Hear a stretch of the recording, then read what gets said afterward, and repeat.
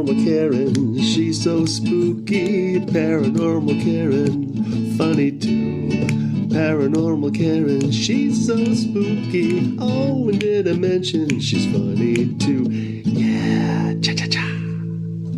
Hey, everybody. Welcome to Paranormal Karen. Yay, it's October, I think, because we're taping this. I always tell you when we're taping because it gives, if there's something, if you're like, why isn't Karen talking about how the other half of the world fell off? It's because I taped this before it happened. Today, one of my guests that you love, you go bananas for, and I don't blame you. Alane Hathaway is here from At the Rising Moon. Alane, this is your third appearance, isn't it? It is. And I always love coming on here, and I love your listeners. Oh, thanks. And we have three things we want to hit, but we were just talking off for a second. It is, this time of change, it is just heavy and bizarre, isn't it? Mm-hmm. It is. We are really in a time of flux where it seems like we can almost determine our trajectory and which timeline we're going to join. Life is so much about perspective. Your experience is so much about perspective, and you can kind of choose which direction you're taking it in, whether you're going towards the lighter energy or the darker energy. And it really is like two paths diverging at this particular point. And it seems like for those of you, because I keep getting this, I keep getting weighed down. In fact, I'm pretty sure I'm going to delete my Twitter account because, social media is bad, but Twitter has become worse than Facebook. Like, I don't know why I can turn off Facebook, but Twitter to me right now is so negative. And so it does. And it increases that massive energy. And it's quite often a destructive force. And we have it confused with actually doing something. And all it is spilling out energy that then shifts the balance towards a negative. If you want to change the world, get out there and start changing the world. But if you're complaining on Twitter, you're not changing anything other than your mood. Right. And it used to be a great place to try out jokes. I'd put up jokes and see how many likes they got. But I think Instagram is better because I don't know why, but the Twitter seems to be in my face, whether it's what's the hashtag, it all shows up. So it's very politicized on Twitter. It's very politicized, and we try to politicize absolutely everything. When the answer to like solving our political problems is to remember that is not the bulk of life. Yeah. Power structures are not. The people are the bulk of life and the bulk of the energy in the world. And I'm contemplating leaving Facebook, although Facebook doesn't get to me or bother me.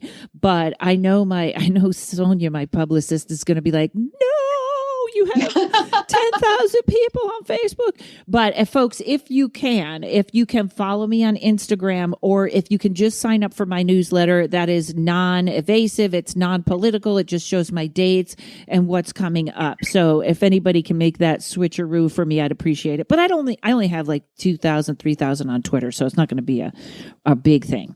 So that's out of the way. Oh, and this is the other thing. Don't you think empaths right now, they're getting a depression that's not theirs, and not absolutely right, and it's they just like, I don't know why I'm depressed, and it's like, remember folks, that might not be yours. Shielding and grounding is incredibly important for intuitive people and empaths right now. Remember, you're like a sponge. And when the energy of the world shifts towards chaos or destruction or anger or negativity, that means ground and shield like it is your full-time job, because it is the way that you protect your energy and the way that you protect your life force. And empaths are here to help. Basically, empaths have a lot of healing energy. And so we're also energy transmuters, meaning that you can take in negative energy and turn it into positive energy. But you can also shift your energy balance towards the negative. And that's why learning how to ground and shield is the most important thing for an empath to do. See, already you're amazing. Right, 4 minutes in. Right, 4 minutes in, you're already amazing, Alane. And you know what? Well, downhill from here. And you know what else? I think a lot of people are here. Sometimes your purpose is just to hold the space and hold the light. It doesn't have to be giant. It doesn't have to be. I always, when people ask me their purpose, I always get very nervous. Although I say, "What is your joy?" Let's go with your joy, because purpose. Someone needs to sweep up the spaceship. And Well, and that's exactly what I'm always telling people. And I do help people identify their life's purpose. It is part of what I'm attached to is the spirit of air or the Archangel Gabriel, the bringer of epiphanies and truth. And so quite frequently I'll help point people in the right direction. And remember, there is no more evolved path. There is no more important path. If your role is as a cost accountant, but that's your life's purpose, there is a function that you're performing that is vital. That is your life's purpose. And it is no more elevated or less elevated than someone who's like a spiritual master sitting on the top of a hill in Tibet, telling people how to think and feel. Excellent. I totally agree with that. And I also think, I understand it when someone's like working for a company that they feel like isn't helping. Right. But if they need to keep that job, that they can remember that they're bringing light to this dark place. Well, and that's exactly what you have to remember is that some of us are the light and we are the light in the darkness. And wherever you take that light, it is needed.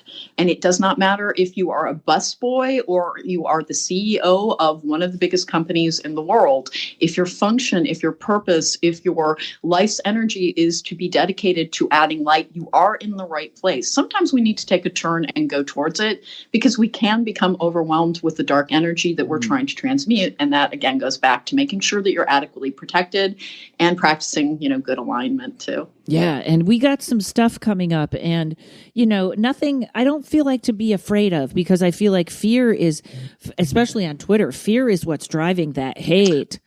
Oh, well, and remember, fear is a protective thing as well. It is when our fears are, when it's about security and about our perception of safety, and safety and security are only ever perceptions. Just continue to live your life, be the best human being that you can be. That is also part of your life's purpose. Nobody is meant to be perfect. We are all flawed creations, and we're all working on ourselves throughout the course of our lives. You will never get to the done stage. Yeah, I know. All right. So you are going to start us off with a super cool manifestation story. Oh, and this is hilarious to me, simply because I didn't realize I was doing it. Of course, I do professional magic all the time. I can do magic for myself as well. And a lot of the times clients will come to me and they're talking about, like, I had a really lovely young woman who was just crying in my office because she's like, I don't know what I'm doing wrong. So, because she was trying to follow the law of attraction, which states that you're not allowed to have negative thoughts, which among other things, is insanely unhealthy. Yeah. That's like emotional repression. You're supposed to deal with, process, and release negative emotions. So that's one thing. But then another thing is remember, trying to have rigid definitions around what you're manifesting does not leave the universe room to come in with the solution because it makes things out of what's available in reality. And what kept happening to me, I didn't realize I was doing it. It's called speaking things into existence. And when I sold my house and that I moved into what is actually a townhome, but it's an apartment, et cetera, whatever. Mm-hmm. But I kept telling people beforehand that if I could, I would move to the middle of the woods and I'd be far away from people. But of course I can't do that. And I kept saying that over and over again like a joke. And I rented this townhome. There's a big, long story with it. I didn't get into the unit I thought I was going to. And when I moved in here, it took me about a week to realize every single window that I look out has trees. It looks like I live in an effing forest. I can't see any other apartments. I can't see any other people. It's a little bit of an optical illusion because behind a row of trees is a busy road. But from every window, every vantage point from where I live, all I see are fully matured trees. So it really gives the optical illusion of living in a forest. And then also I had been concerned about not having as many places to walk my dogs. And right down the street, I have a giant park. Then I have a beautiful upscale neighborhood that looks like a movie set. And then there's horse properties. And I already told you, all of my neighbors are like worship houses. I've got like 4. I've got a Hindu temple. I've got an Islamic center. I've got 2 different factions of the Christian church surrounding me. Those are my neighbors. That's fantastic. And then on the other side of the Hindu temple are all these like horse properties. So I can go and walk my beloved dog Oscar there, and he can smell horses again because he was found abandoned on a highway in Missouri and was likely a farm dog. And then also, because I had been worried about my poor dogs, I'm like, oh, they won't have their backyard. There's this giant hedge that runs all the way in front. I have about 15 rabbits outside. And every time the dogs go out, they're like, this is adventure sniffland. They are so happy. And all of the things I kept talking about, the things I was worried about, the things that I wanted to have happen, they came to be in a very positive fashion because my thoughts kept moving. As I was telling people, if I could move to the woods, I would. There's obviously a visualization in my mind. And it basically amazing. came true. It basically came true. And like, we're on camera, so I can kind of show you what I'm talking about. Oh, I would love to see. And I will say that's the view from my bathroom window. Nice. And exactly. And then here's from my office. I should also say, and this is not video for the people at home, but this is amazing. They can't see, but you can see that I'm surrounded by. It is insane, the views that I have, because I can't even see other people. It is hilarious to me. It's like yes, nice. Isn't it nice? There's two things. I love this.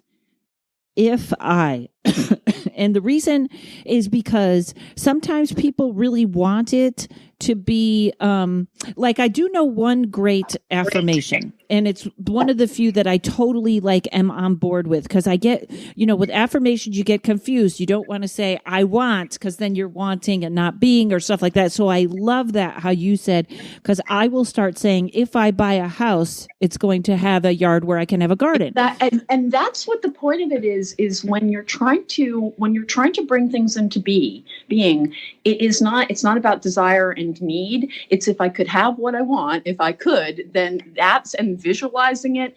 It's a multi-tiered thing. Mm-hmm. And I didn't think I was doing it. And I didn't even realize I'd done it until I got here. And it's also about the only bargain in the area. It's about $1,000 a month under market. Wow, that's amazing. See, it always gets taken care of. And this is the only one I'm going to give this to people. Sometimes I give it to their tarot when in their tarot readings and I heard this on TikTok. Somebody said, the person I seek is now seeking me. So I remove all barriers between us. Everyone write that down. The person I seek is now seeking me, and is also seeking me, and I remove all barriers. I liked the way that one was worded, but I like that too. Remember that this or something better is another one. Like, particularly and you and I run into this in tarot, people are like, they can have their heart set on a particular person, and there's nothing wrong with that, but leave room for the universe, because remember, if it's not that person, you're going to love the other person just as much. You just haven't met them yet. Yes. So when you're asking for your soulmate, it's okay to say I would like my soulmate, this or something better, when you're referring to the person, him or someone better, her or someone better. It's leave room for the universe, because the universe knows what we actually need. And we can have a hard time envisioning what is coming to us, just like this place. I could not have envisioned this. I just couldn't have, but I did speak it into existence. And remember, when you're living your purpose, by the way, like, the universe will help you.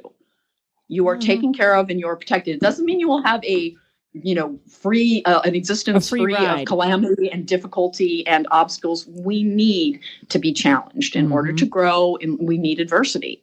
And it's a hard thing to lean into, but if you can, you learn your lessons more quickly. And if you repair it, you don't repeat it. And if you don't repair it, then the lesson comes again and again and again. That's why some people feel like they're having the same relationship over and over and over again. Yeah. Ask yourself, what is this recurring instance trying to teach me? And when you can identify that, it is very likely you will disrupt the pattern. And, this or something better, or sometimes I go, the way this person makes me feel. Perfect. Yeah, or at least the way I think this person, you know what I mean? But I love this. This is great, if I could, because that gives you the option. So if I want to buy a house, that timeline has already been presented. If I don't, that's great. That's great. Okay. And we wanted to start out with something positive, because we're going to get a little deep with some of the work that you do.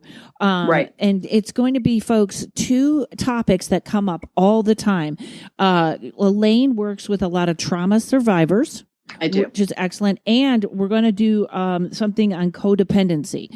But let's start, because the trauma survivors, this, I feel like, even in my readings right now, you can feel that people are on that edge. That it's that this is the big clearing out. This is another reason it's so hard now. It's because the next level, it's really like you got to do this now, or it's going to be really hard. We're piling up all the lessons now. So tell me, when people call you, it's kind of an interesting thing, because I know some people just want readings about what's going to happen and is that better? And I always try and split the readings and go, well, then why is this happening? Right. Tell me a little bit about your process. Well, I do predictive tarot as well, but what I really like to do is figure out why people are not having the outcomes that they desire. And that is almost always about energetic damage that you need to heal, and that's frequently related to trauma. And one of the things for trauma survivors to remember is that your pain deeply matters. It deeply, deeply matters. And that's why healing it is so important. If you can heal what has happened to you and release it, you become the optimal version of yourself. And we all start out as, the nature versus nurture thing. Your nature is then challenged by your nurture. We all sustain formative wounds, childhood damage, things that need to be healed in adulthood. Remember, your first. Exactly. And the first people that we go towards are the ones who remind us of the caretakers who did not give us the emotional support or the nurturing that we needed. And so that's why frequently our first relationships are full of stumbling blocks and full of fresh emotional trauma, almost reinforcing a lesson. Because we go to what's familiar. Exactly. And the thing to heal childhood trauma, formative wounds, to kind of have self-integration is actually you possess that. You need to reparent yourself and be the nurturing voice, because we all need to reprogram our harsh inner critic, particularly if you were abused as children. And like energy attracts like energy. Part of the reason that I get so many trauma survivors is, of course, I'm a trauma survivor, but I'm fine.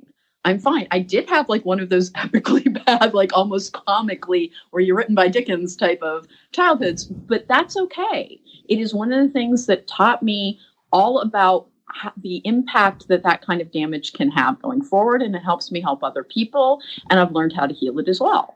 And also, you said something interesting back there about, but I did something with my therapist that I found very interesting, which was we reenacted a traumatic event, and it ended differently. People don't realize you can rewrite an ending. Yep. And in it, she acted as though as I'm this little kid and I'm in this, she comes in and changes the ending. She comes in and goes, don't you do that to her, and pulls me out of it. And yes. I think we can it sounded crazy. And when she was telling me about it, I was like, yeah, I don't think so. And I think it worked. It does. And it always sounds like lead-footed and weird, and I'll feel so awkward to go back to your memories and to think of yourself as this vulnerable child, and then to act as the voice that is encouraging you. So if somebody kept telling you we're stupid, first of all, that's never, ever, ever freaking appropriate. Remember, that's always on the adult or the bully doing Yes, that. Twitter, it's never appropriate to call people stupid. It's just not. It's counterproductive. It takes the conversation nowhere. But when we're talking about trauma, if you have memories of being belittled, being told you weren't good enough, being told that you could never achieve anything, what you do is you go back and you think of the core essence of who you were, because usually it's very sensitive people who were badly abused who carry this trauma forward into adulthood. And that's not about weakness. It's usually about strength and the ability to carry light. And do you think, I sometimes think people can get more sensitive by their by their boundaries being broken by a parent or somebody making them feel small. I think. Oh, absolutely. Yeah. What happens to people who are traumatized is we don't have healthy boundaries. So if you want to think of boundaries like a perimeter around you, like a fence that's around you, when people have traumatized boundaries, they're way, way, way, way too close in. So by the time you're telling somebody, in some way, shape, or form, you're violating my boundaries, they've gotten so close to your sacred ground that you react with this giant explosion to get them away from it. When you have healthy boundaries, you can just give a little nudge and be like, no. And that's nuts. Excellent point. And we're going to be right back. I want to pick it up right there. In fact, I'm going to repeat what you just said because it's so important. So folks, we'll be right back. Buddy, I just wanted to let you know about some upcoming comedy dates. You can see me August 26th at Flappers in Burbank doing my psychic stand-up show, my favorite show ever. 9/11, you can see me in San Juan Capistrano at the Camino Real Playhouse. You can see me in Decatur, Illinois. Is it Illinois or Indiana? If you live there, you should know. September 17th, and doing Dry Bar Comedy Live. You can look for tickets at Dry Bar Comedy Live online. The 24th, you can see me at Wise Guys in Ogden, Utah. And on the 25th, you can see me in Provo, Utah, taping my next Dry Bar special. Again, back at Flappers on September 30th, doing the Psychic Stand-Up Show. And the big deal, October 28th through the 31st. You can see me the 28th, 29th, and 30th doing my big Halloween show at Rosemont Zanies in Rosemont, Illinois, right outside of Chicago. And on the 31st, you can see me at Zanies in Chicago doing the same Halloween show. All right, everybody, hope to see you on the road. Okay, now that is what you said is something that happens to me, that if you have poor boundaries, by the time it's time to go back off, it's too close and it comes out like an explosion. Exactly. So, and you were saying how healthy boundaries is okay to nudge somebody back a little bit earlier. And when you have healthy boundaries, when you've established healthy boundaries, first of all, you're not in peril. You know when to say no appropriately. You don't feel guilty about it. And all of this power comes from within. And a lot of people who are traumatized are afraid that the same things will happen over and over again to them, even after they've healed. And it's like, no, you've changed your core essence. You know that you are worthy of respect. You are worthy of love. And you also know that your job here is not to serve other people necessarily, although clearly my life's purpose is about helping other people because it's what I asked for.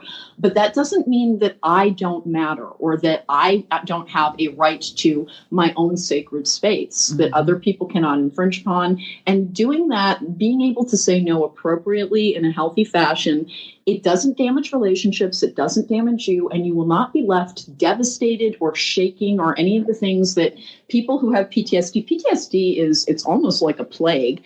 And so many, and not to be gendered, but many, many women, particularly in our age group, where we were the first generation who were told we were equal, but we were being sent out with boys who had been raised in very sexist homes. Their fathers did not come from a land where women were supposed to be considered equal. And so we were the generation that kind of was in charge of establishing what boundaries were. And so we have terrible boundaries as they were violated left, right, and center. So the only reason I'm bringing that up is that if you have a problem with setting boundaries, saying no, feeling as if you can protect yourself, there's a very good reason.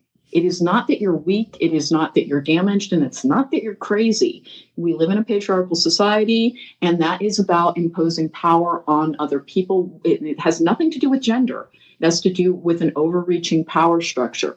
So remember, it's absolutely normal to have damaged boundaries, and all you have to do is start learning your worth, understanding that no matter what type of person you are who you are for a reason, and you are a work in progress, and no matter how flawed you may or may not be, you have a right to emotional safety. And once you can accept that as your truth, that's where you can start pouring the foundation for good boundaries. And you know what else? Trauma is a big word. And sometimes when we think of trauma or we think of PTSD, we think of, like I said, I was dating a soldier and he really had PTSD.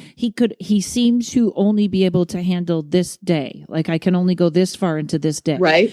But don't underestimate folks or feel like you didn't have trauma because you didn't fight in a war or you weren't, physically assaulted. There's still trauma. Make that word, give it a wider berth than what it is. Exactly. Remember, first of all, suffering is not a contest. You only ever live your experience, and your experience has an impact on you. It is not to be compared to somebody else who has their own unique experience. And you do not have to have lived through a war-torn land or been, abducted into a child army or something. Ivanka Trump may have had trauma, with her golden house. Exactly. She did. Yeah. Yeah. And by the way, never think you understand somebody else's reality or life. Really, there are things that you do not know about their internal world. There are things you don't know about their experience. You don't know about how they were nurtured. It genuinely isn't a comparative field. If you have trauma, you have trauma. Whatever it was that traumatized you, that is a lesson that you came here to learn. Don't dismiss it, and don't have a reductive view towards your own suffering or the suffering of anybody else. It is legitimate and valid for them, and we are all here to take on the burdens that are given to us, to dissect them, to take them apart, to become a stronger and stronger version of ourselves. And if you struggle with that, it's normal. Yes. And this is an interesting thing that I read somewhere that I believe you and I are the crystal children generation, aren't we? Yes. Yep. Okay. So it goes crystal, indigo, and starseed. And someone said, I read this and I thought, boy, is that the truth. The crystal generation, us, were supposed to come in kind of loud and pushy and be like, hey, spirituality is real. Crystals, blah, blah, blah. Like we were supposed to break down that system only religion is right. Yes. And then the indigos were supposed to pick it up. And then the star seeds are supposed to really, the star seeds that are especially really confused by the world. So it was sort of this system of I kind of like that we were the ones that were supposed to break down the system. That's me. I like to think of us as the Marine force on the ground first. They're like, they sent us in. All right, let's move. No man left behind. Let's go. I love that. We did. We were the first wave. We were the first wave of people who were breaking down the idea that the only way to have a happy life, the only way to have a successful life was to work within rigidly defined structures that were defined by power-seeking, basically societal structures like the church, like politics, there are so many examples of the ways that people try to be controlled through belief systems. And we were the generation that was like, well, maybe your belief systems are just effed in the head, man. Yes. And also, I think it's interesting. I get so upset. In fact, I was talking to my friend Jackie, and she was like, my friend Jackie Cation, hi, puppy. Elaine just showed me her little doggy. My friend Jackie Cation was like, I gotta write a joke about that. And I was like, sure. Which is, people want to diss the millennials. They want to say they're lazy, or they want to say, or even their comedy, because they are cancel culture, which I'm against, but they are a gentler comedy. And I was like, you know what? They're going to figure it out. We don't need to force our things upon them. They will get it, and they will figure it out just like we did. And so I really I think we put too much, we say too much bad stuff about millennials. Also, I think we say too many bad things about all generations. Sweeping generalizations are they're going to be inaccurate. But remember, history runs in a 4-generation cycle. We're in the 4th generation now, which means that rebirth the boomers were the last generation of rebirth and starting things over again. They were like the new ground, very optimistic, really digging in, loving that reality. And then as we move on, there's change generations. There's ones that become sort of apathetic. The millennials are going to be a little bit of the apathetic generation, but that is not... that's not a character flaw. It's not a personal flaw. It is the structures that we build in power have a way of breaking down that is cyclical, and it is very predictable, and they serve a function. And by the way, the millennials had looking back through history, the things that they went through, things like 9/11, things like the housing crisis, there is a reason that they're a little bit blasé. And of course, I'm Gen X, and Gen X is, there's so many jokes on TikTok about Gen X. It's like, why aren't any of you aging? And then also, we're really, really, really hard to disrupt because we were the kids who grew up without much parental supervision that, basically be told to walk off a broken bone. Yeah, that was us. Real quick, go back and review the 4. You said there's the first one is rebirth. Oh, well, that's a 4 generations cycle that is proven throughout history. And what there's the decay generation, which is, of course, what's kind of going on right now, and that is now the boomers again. So the baby boomers came in after the great disruption of World War II. And we're into another disruption right now. And so the next generation, and I believe it's Generation Z? Do you talk to any of these kids? They're amazing. Mm-hmm, They do not have any limitations on their belief and their ability to impact things. They're not doing things by the same old, same old. They are breaking patterns and they are blazing trails. And that's what the first generation does. And even though we have great disparaging view towards boomers right now, remember at one point they were the trailblazers, and then they were followed by the disillusioned generations. There's the decay generations, and then there's the rebirth. And this goes in a cycle over and over again, typically taking about 80 years. And if you go back, it can take 80 to 100 years, usually just long enough for the first generation to die out. I love that we were the Marines. We genuinely were. And as women in particular, because we were absolutely plowing new fields and trying to lay new trails. Because when I was a kid, there was a joke about it was this riddle about how there's a surgeon and blah, blah, blah, blah, blah. And you weren't supposed to be able to guess that the surgeon was the kid's mom. I can't operate on this boy. He's my son. And then the next one does the exact same thing. And you're supposed to be all stumped. How could this be? Because, women couldn't be surgeons. And when I was a kid, people would laugh at that stupid effing joke. And now they would hear it and be like, so one's his mom and one's his dad. What's the frickin' point? Right. That's how much things have changed within our lifetime. We were also born into a world that was homophobic, and we are part of the generation that helped change that as well. And that's a big in cancel culture. Is that they, and it's not right. I'm absolutely not saying it's right, but right. Jeffers is a comic that said it's great. It's like a comic's job is to go right up to the line, and the line keeps moving, but you can't go backwards and move the line back. You have to, we also have to allow people to change, Karen. Yes. The only way for someone to change is to often make a mistake, be corrected, see the validity of the correction, and then change. But nobody starts out as this perfect person who will not evolve. Allow people to evolve and grow. If somebody made a mistake 15 years ago, let them freaking apologize and move on with their lives. Yes, we cannot continue. All that we're doing is creating a society of repression where people try to hide everything. Exactly. And that's not healthy. It also reminds me, there was that guy that was the bounty hunter in Hawaii, and he got in trouble because he was using the N-word. And when they asked him about it, he literally said out loud on TV, somebody said, "Are you sorry?" And he said, "I'm sorry I got caught."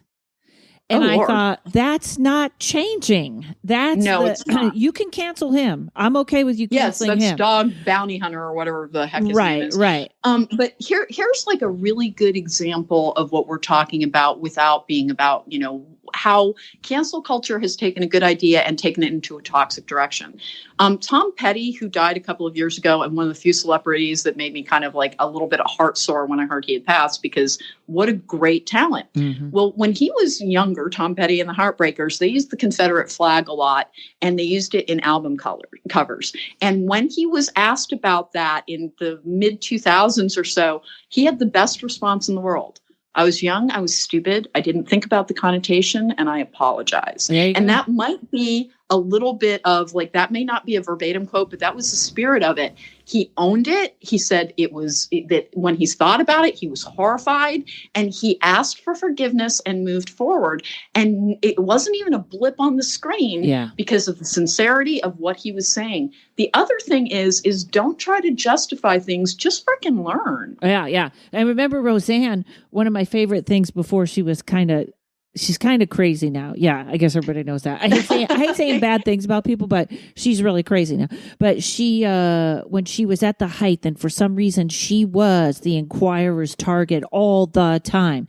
And she had been in a mental hospital, and some reporter came up to her and said, "I heard you were in a mental hospital." And she was like, "Yeah, so what?" And it went away. It went away. Yes, exactly. And I'm going to jump back a little bit to the topic we were talking about when you were talking about trauma and how you get drawn to that, because that's what you know. I find that a lot of people don't know real happiness, or they run from it because it's unfamiliar. And they can't trust it. Yes. And that is part of, folks, if you're going to change, if you want change, you have to know, I tell them this, happiness may feel uncomfortable or undeserved, or you have to, it's Or not unsafe. unsafe. Yes. If you grow up around an abuser and like a lot of trauma now, like sincerely, almost anything can traumatize a person if it's like the one thing that they've had go wrong. So we're not judging trauma, but a lot of people who come to me come from very abusive backgrounds, and they grew up with narcissists, they grew up with malignant narcissists, or just simply flawed people who are taking their pain out on other people.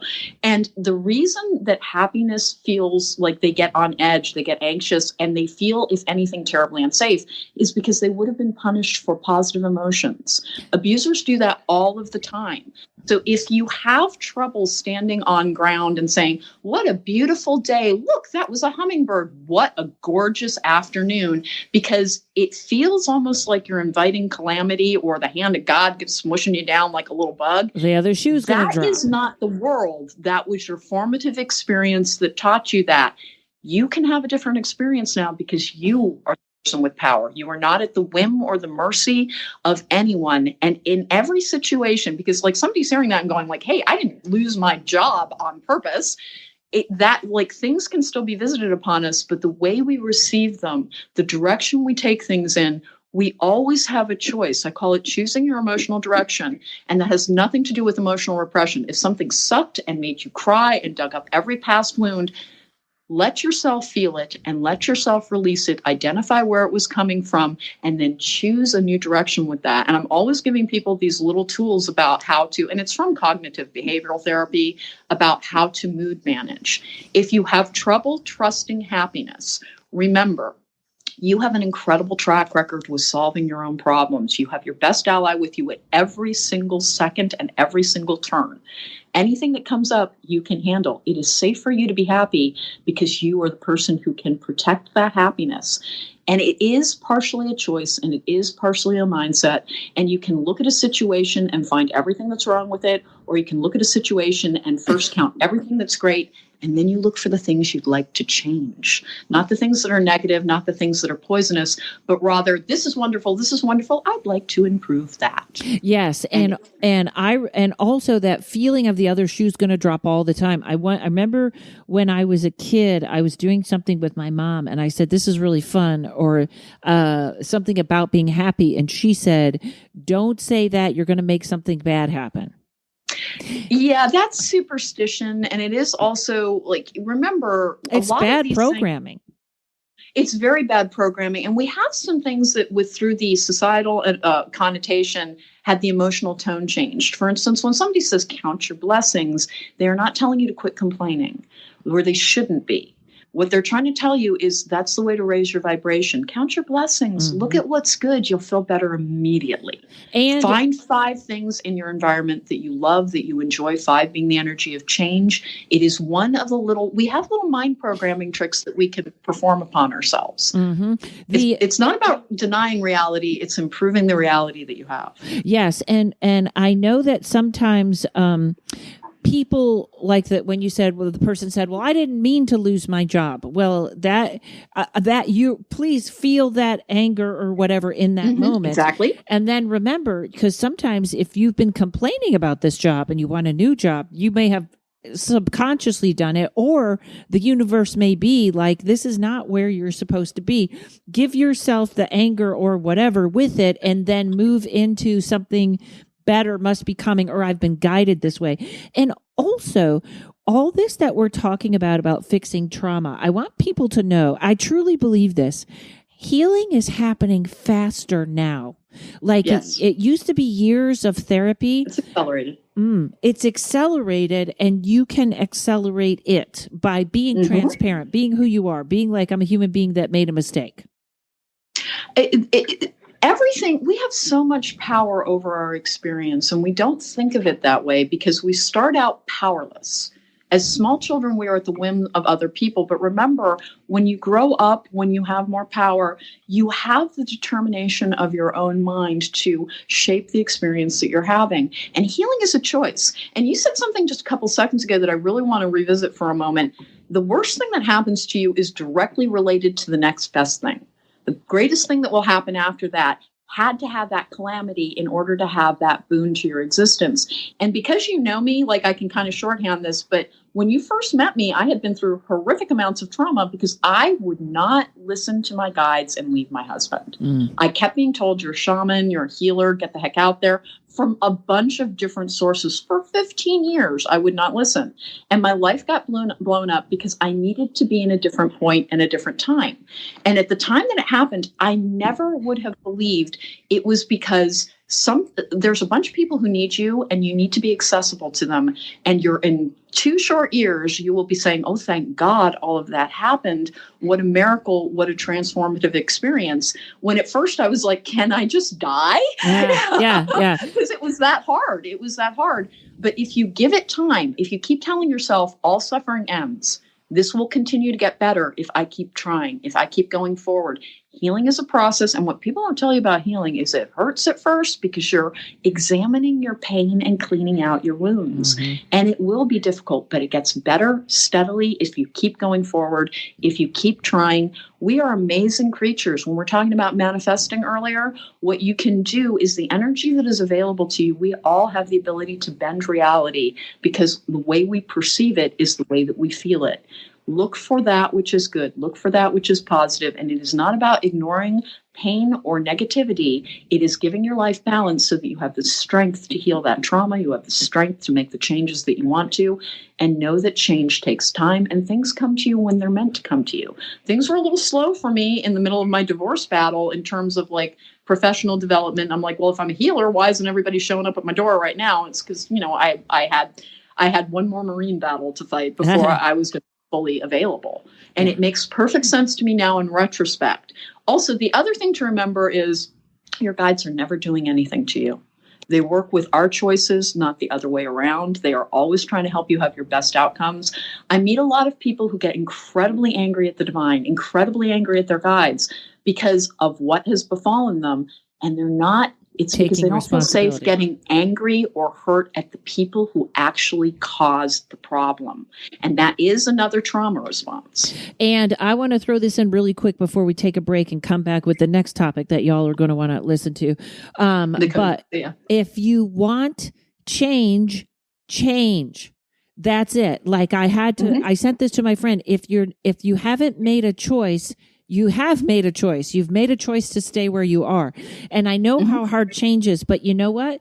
If you need to, do your day backwards. Clip your toenails from the small toe to the big toe instead of just change something. Yeah. So, all right, folks, we're going to come back and talk about codependency, and I want to throw activation in there. All right, folks, we'll be right back. Good. Hey, you guys, check this out. Quilted Tarot on Kickstarter is going to be a Major Arcana tarot deck based on the cards of the Rider-Waite-Smith deck, which you know is my baby. I love the Rider-Waite-Smith. That is my living. That is my love. The creator will make a quilt for each of the cards, photograph them, and turn them into a beautiful tarot deck. Major Arcana only decks have many uses, and the guidebook that will come with the deck will have, in addition to explanations for each card, information and spreads you can use with just the Major Arcana. Also, you can do some great one-card readings with this deck, too. To support Quilted Tarot, search for Quilted Tarot on Kickstarter or type in kickstarter.com/projects/Quilted Tarot /Quilted-Tarot. That was hard to say. Probably easier to just go to kickstarter.com and put in Quilted Tarot like I did. So go support this Kickstarter, ladies and gentlemen. I cannot wait to see what this looks like. Fantastic. Quilted Tarot on Kickstarter. Okay, so we're back, and 2 topics I want to talk about, and it's funny because codependency is one of them, which actually I think I have the opposite problem, and when we were getting ready today, I wrote a joke. That's part of codependency. Part of the healing journey of codependency is something called extreme independence. Oh, okay. Where you no longer...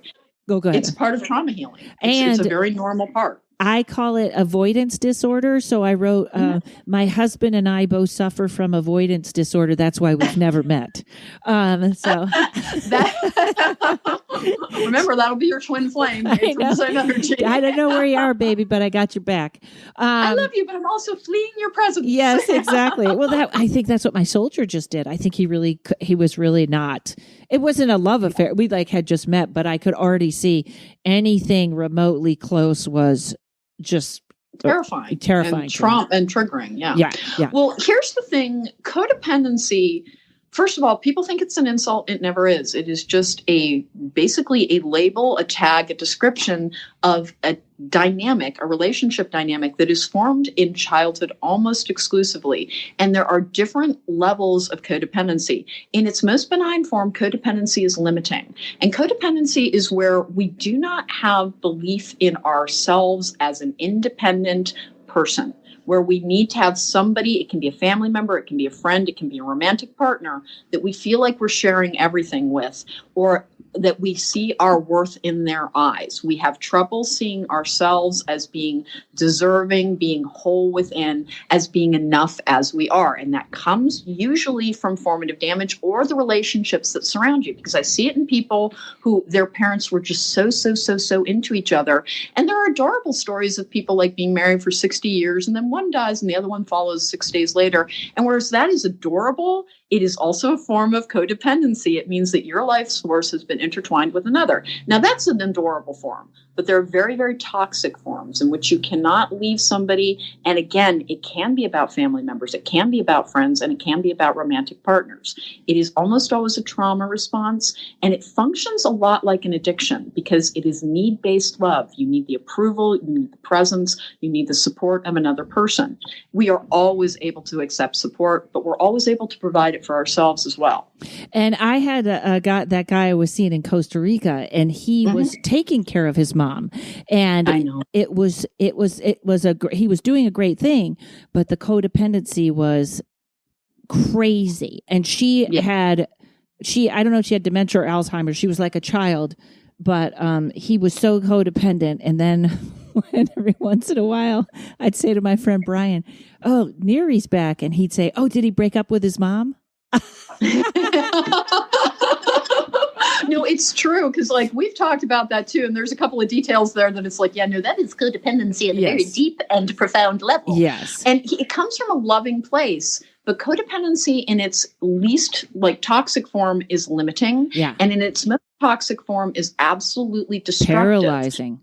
It absolutely is, but it's the cure for codependence is independence. And what we were just talking about is there is a stage in healing where extreme independence, where you do not allow yourself to have friendships, you do not allow yourself to accept emotional support. You feel like you have to do everything by yourself. That's a stage in healing. That's not the destination. And that, yes, and that is me. And that was the guy I was just seeing. He couldn't I was like, "Can I get you a glass of water?" And he's like, "No." And I was like, "Really?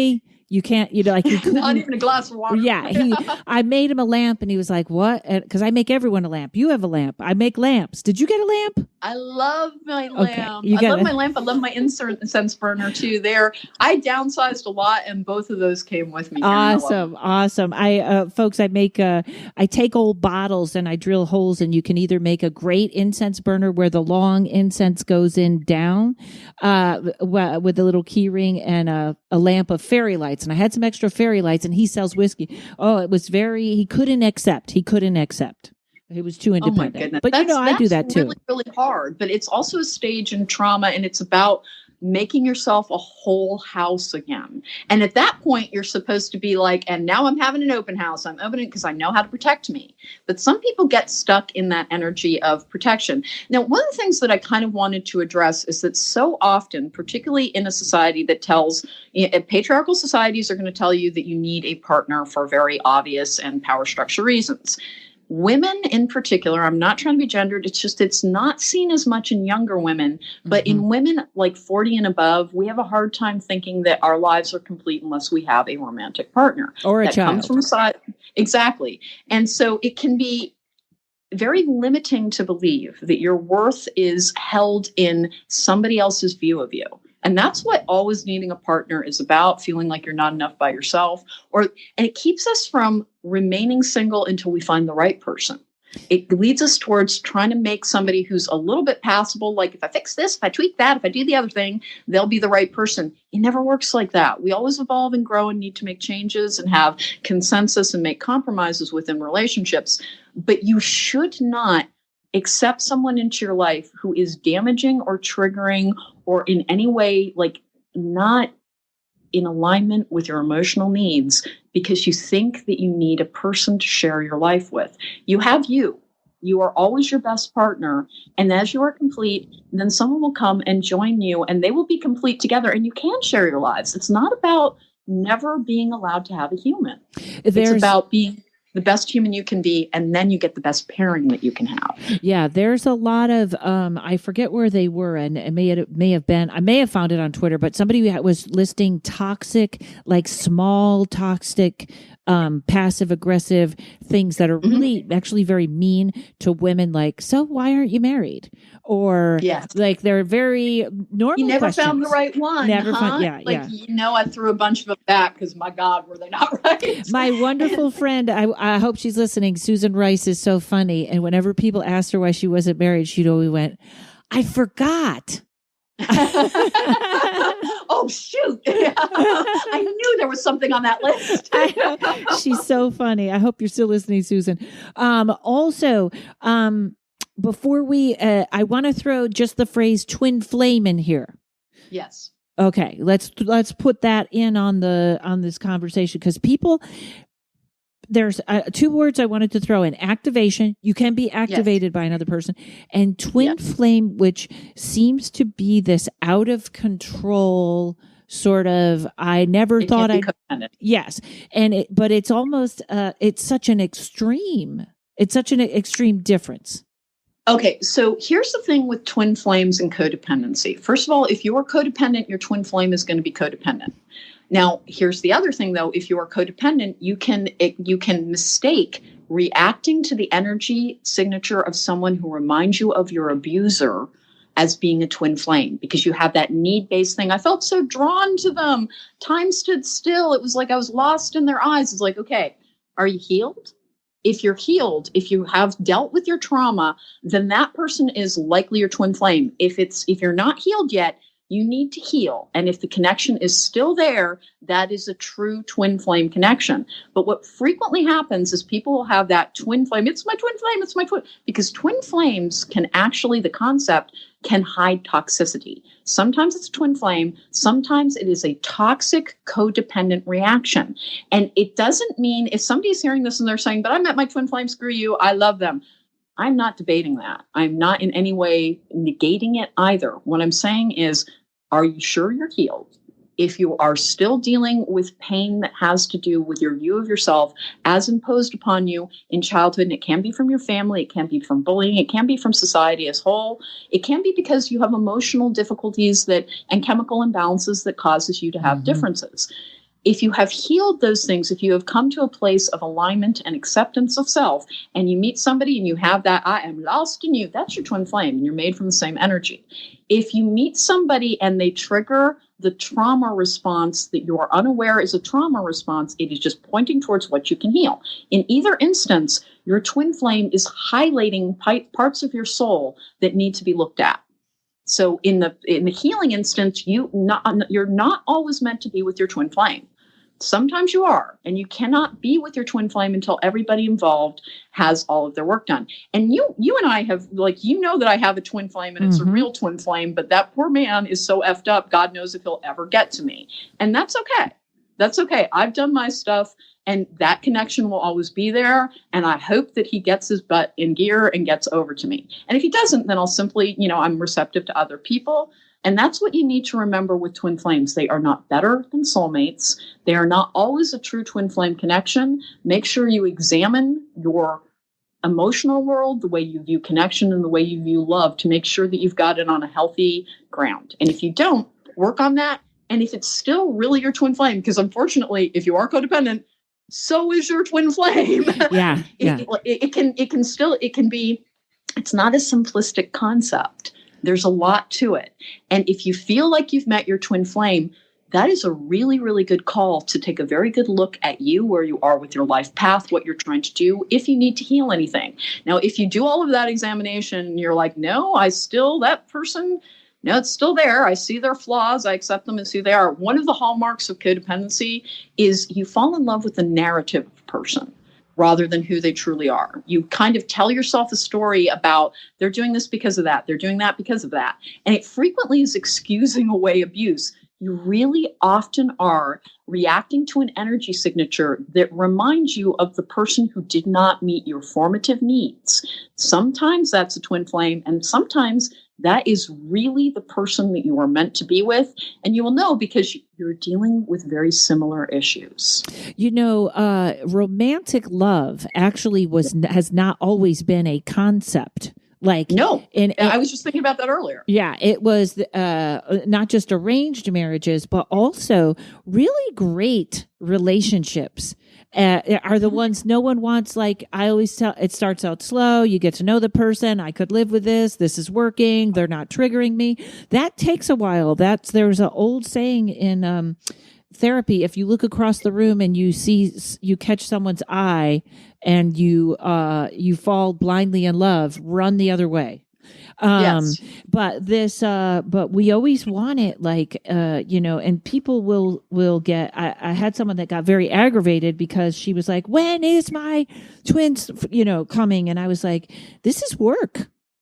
It's work. Well, try to remember that a relationship, when it's in a healthy balance in your life, will take up a certain percentage. If life is a pie and it's cut into 6 slices, guess what? Your relationship is supposed to be 1 or 2 at most. Mm-hmm. And the rest of that, the other percentage of your life, is supposed to be about you, your purpose, your journey, what you're meant to be doing. You are not put on this earth to complete somebody else, and they are not put on this earth to complete you. You are complete as you are. And the idea of romantic love as the pinnacle of emotional achievement and happiness is very, very recent indeed. Most of history is about us trying to survive, trying to strive towards simple survival in this sometimes harsh and punishing world. I think we're going back to that. People weren't like, I'm so in love, I'm having the best sex of my life. They didn't think that was what their life was supposed to be about. Right. The reason that has become first of all, it is a programmed idea that you are more valuable when someone validates you by loving you. Mm-hmm. And that's not true. You validate yourself, love yourself. One of the things that I'm always talking about is people don't understand what self-love is. Self-love is not saying, I am perfect, I never need to change, look at me, I'm a rock star. It is about telling yourself, being encouraging, being nurturing, looking in the mirror and going, you got this, you can do this, you're doing great. Mm-hmm. I know it's been hard. I know you've got anxiety, but it'll be okay. You can figure it out. That's self-love. Self-love is being the voice that encourages you, the voice that you wish you heard when you were growing up. That's self-love. And when you have that, you are not looking for somebody else to give you the love that you are lacking. Even now, I hear how critical my inner voice is. We are unaware. We are totally unaware of how we really are. If you're even a little bit aware of how hard you are on yourself, you're only looking at 1% because it's a constant, and it's also, and especially society, you're supposed to look like this. You're supposed to act like this. You're not good enough unless you're this. And our idea of beauty is so slim. Yeah. Yeah. Well, one of the things that I do with clients, because I don't just do tarot reading, I do a form of healing, is I will give people homework assignments about what, I'll hear them say something very negative about themselves, usually a name calling thing. Well, they say, I did that and it was stupid. I know it was stupid. It's don't talk to yourself that way. You just made a mistake. That's human. Every time you say something negative about yourself, you want to change your inner voice, say something positive 3 times. 3 different things. For every negative thing you say to yourself, catch yourself and be like, you know what? That doesn't help me. I'm not going to speak that way to myself any longer. I'm going to be encouraging. Even if you've had the biggest, anxiety panic attack surrounding what seems like the stupidest thing, forgive yourself. It comes from a normal place. It's usually from past trauma coming forward from the past. It's not resolved and released yet.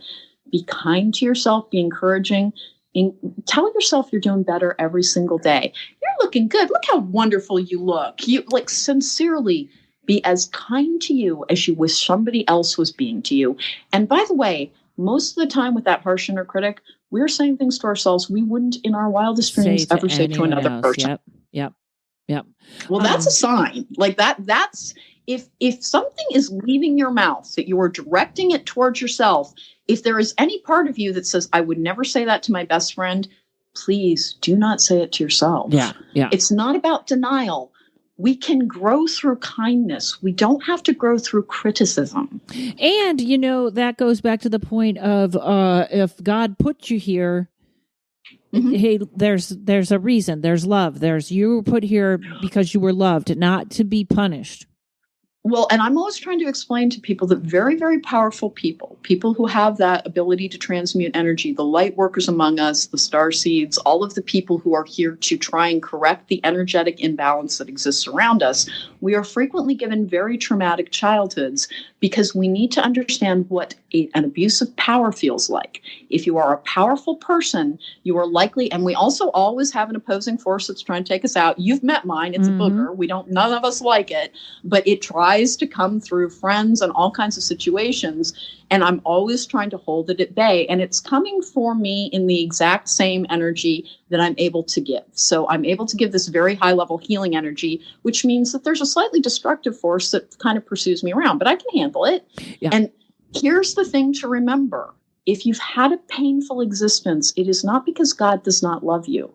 It is because you chose an existence believing in yourself. Believe in yourself. If you chose that existence, and that is not blaming you for your own struggles. It is saying you struggle and things came along. Personal choice of other people had a terrible impact on you.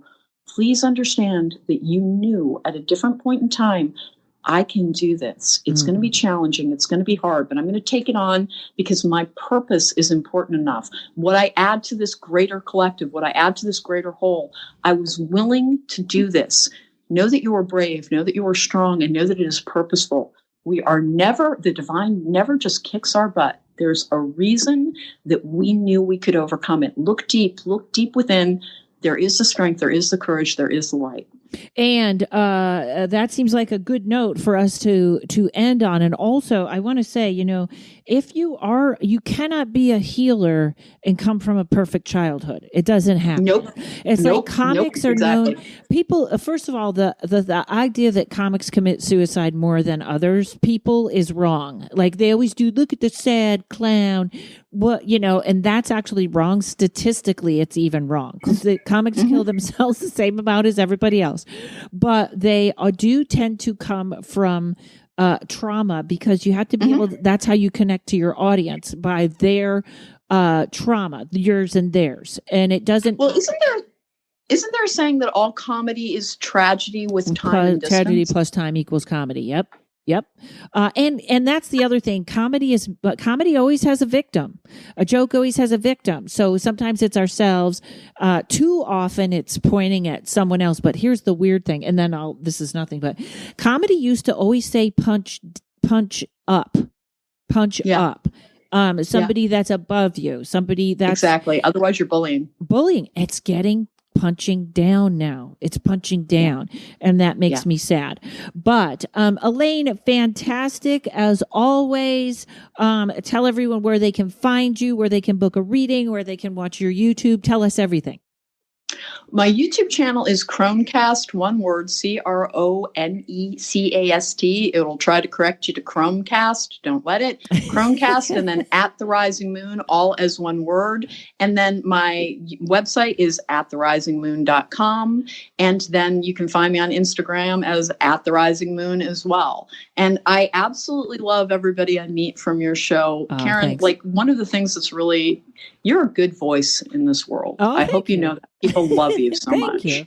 Well, when I appreciate that, I will take that in. When I get mad at someone that broke my refrigerator, then Just keep telling yourself, I love it. I am loved by the masses. In fact, I'm doing one that is, that's very me, and putting an apology out to the universe of a correction that I've made in myself. That's coming up, folks, or it was last week. Either way, whichever one, I'm not sure. But thank you. And also, you do readings, and also you do amazing spells for people. I do. And I have a codependency spell that it took me 2 years to craft so that it would, what it does is, because I was always able to sever, by the way, there is a demonic influence with codependency that we didn't even get into. There's an attachment. Maybe another time we can talk about where that comes from and what it does. But I was always able to sever it because I take candle magic and hoodoo magic, and then I altered everything to work with the angelic powers that I'm able to work with. And so the cut and clear that I do could remove attachments. But what I was having a problem with was it was very traumatizing to my clients. Over the course of 2 years, I figured out how to sever something and then bring in self-love, healing love, all forms of healthy love at the exact same time. It does not take away the work that needs to be done, but it lessens the impact. It makes people feel better. It's almost like being given a form of medication for the wound that you're going to incur by when you sever something, there is trauma around it. And so I figured out a cut and clear for codependency that whereas it's always traumatizing to cut something from your energetic field, I figured out a bomb with it. And it took me 2 years, but it works really, really well. And I'm so pleased with it. And of course, it wasn't me. It's always whatever works through me. And I always try to remember that. Well, also, two things about that. How many times you have to teach a class? Everyone, please go to at the Rising Moon and send Alane an email of how that you would take her class, because there's so much there. And just tell her. And the last thing, you also make the coolest little shake jars. And I love those things. They're fun. And those are for love, that she makes them for you. You have them, you shake them, and they are they're so reasonably priced. They're magical. They magnify the magic that you have. I bless them, activate, and empower them. Send them to you so that they're active, but then it's working with your own energy. And it's the coolest way to put magic right in somebody's hand. I'm really yes, and it's a great gift. Because they're beautiful. Actually, you're the whole reason I started selling them was I was giving them as gifts, and you just kept talking about them, and I was like, okay, I'll try selling them, and they've been very popular, and they're fun too. They're fun and they're beautiful.